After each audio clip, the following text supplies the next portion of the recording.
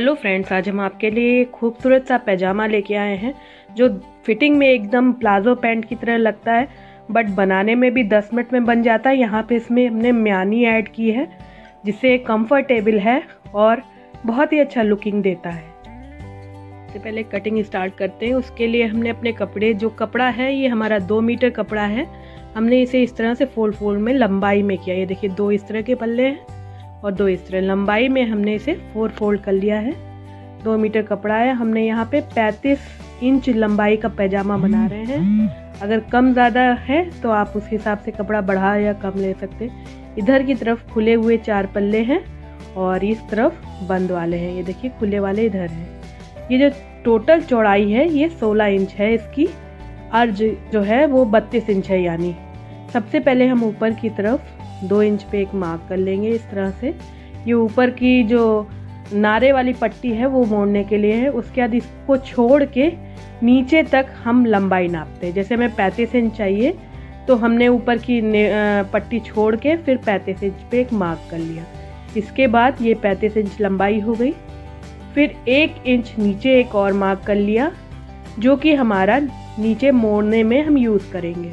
अगर आपको मोड़ना है तो आप ज़्यादा ले सकते हैं। इस तरह से हमने ये 3 मार्क कर लिए हैं यहाँ पे। फिर बाकी का हम इसकी कटिंग स्टार्ट करेंगे, वो दिखाते हैं आपको।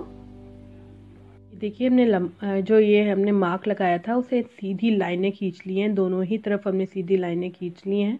अब सबसे पहले हम आसन का नाप लेंगे। आसन के लिए हमने यहाँ पे 14 या 14.5, जैसा आपको पहनना है। अगर बड़ा पहनना है तो 14.5 पे लगाइए, या अगर आपको फिटिंग वाला पहनना है तो 14 इंच पे एक मार्क लगा लीजिए।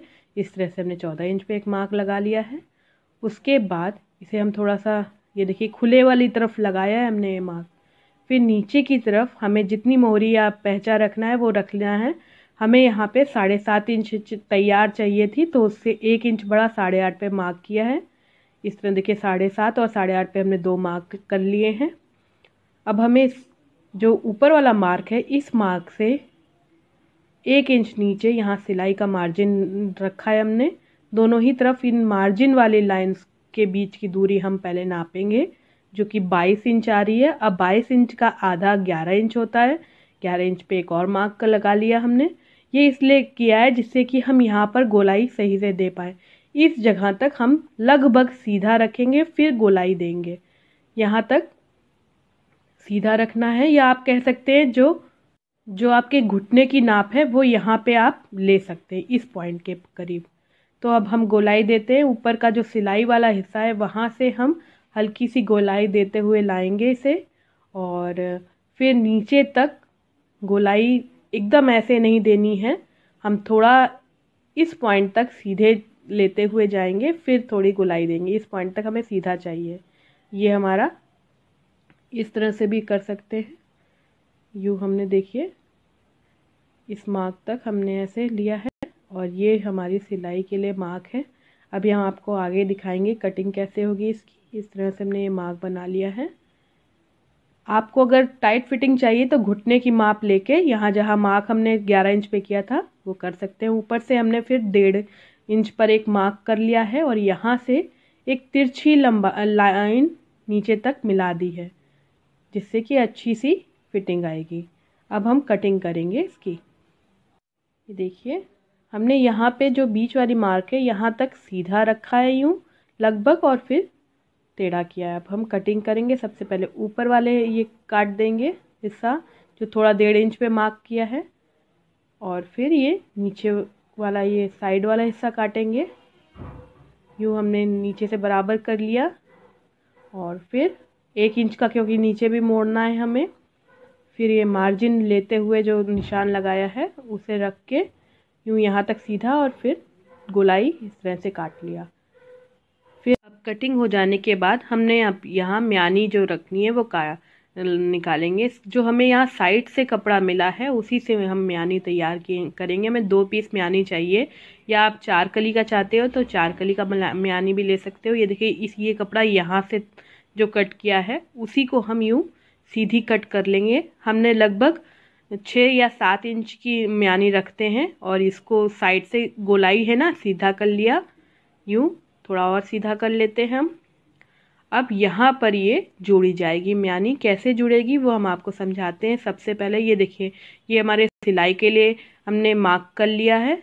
यहाँ पर हमें घुटने के हिसाब से ही रखना है सिलाई को।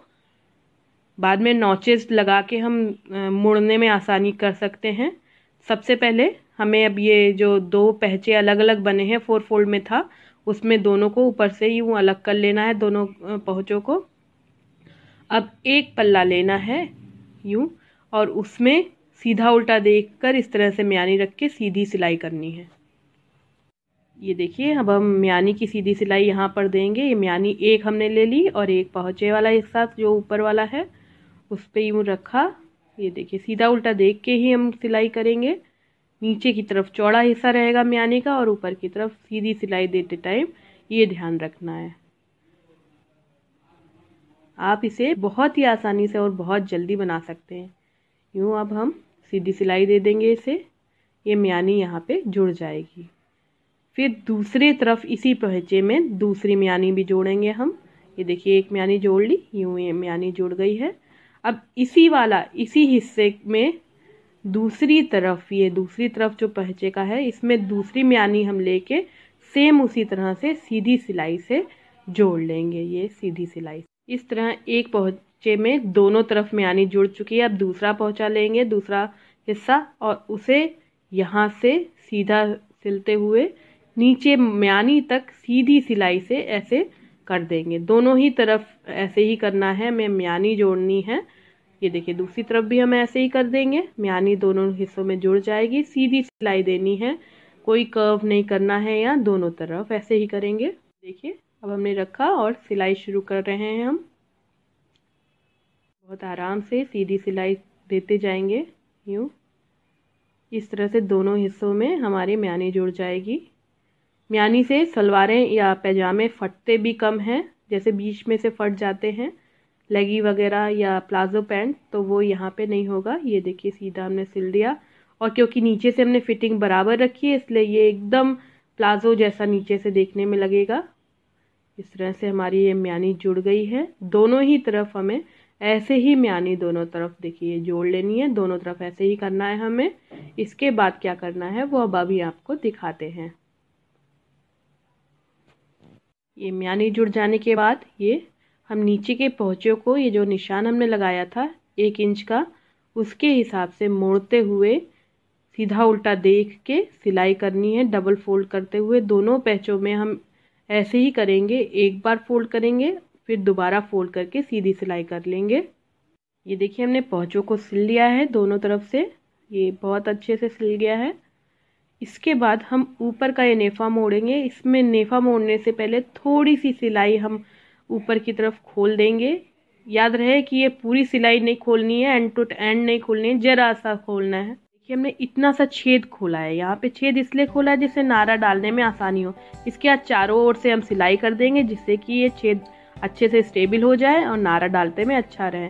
उसके बाद फिर इसको एक बार फोल्ड करेंगे और यहाँ पर ये देखिए नारा डालते बनेगा, और पूरे में ये फोल्ड करके सिल देंगे जिससे नेफा ये बंद हो जाए और यहाँ से नारा डाला जा सके।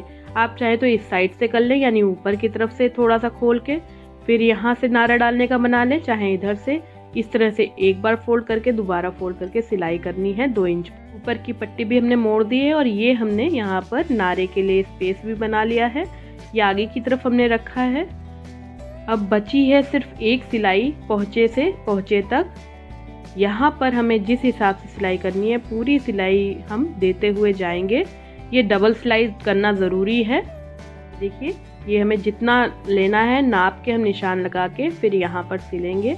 यूँ हमने लॉक कर दिया जिससे कि फटे नहीं। पूरी सिलाई ऐसे ही सीधी सीधी सिलते हुए लगभग 1.5 इंच के ने यहाँ पे मार्जिन रखी थी, उस हिसाब से म्यानी वाले हिस्से पे लेकिन हमें बहुत कम छोड़ते हुए, यानी आधा इंच का ही छोड़ना है और बाकी हिस्सों में हमें 1.5 इंच का मार्जिन रखना है और पूरा सिलते हुए जाएंगे। म्यानी को डबल करना ज़रूरी है। इस तरह से ये पैजामा तैयार है। अगर आपको मेरा वीडियो ट्यूटोरियल अच्छा लगा हो, इतना फास्ट पैजामा, तो आप इसे ज़रूर लाइक कीजिएगा, शेयर कीजिएगा और हमारे चैनल को सब्सक्राइब करके ज़रूर बेल आइकन दबाइएगा। ये म्यानी वाला पैजामा आपको ज़रूर पसंद आएगा। Thank you.